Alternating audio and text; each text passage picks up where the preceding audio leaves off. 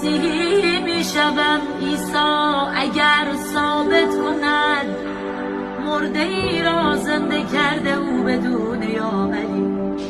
یا کلیمی میشوم موسی اگر ثابت کند اژدها کرده عصا او بدون یاوری. اولین سنی عالم میشوم پیغمبرم گوید اگر پایه های دین را بنا کرده بدون یاوری. بگو به منکر مولا که در شب هجرت خلیفه های دروغین چه کار می کردن، در آن زمان که علی ذوالفقار می چرخاند به هر طرف دو خلیفه فرار می کردن.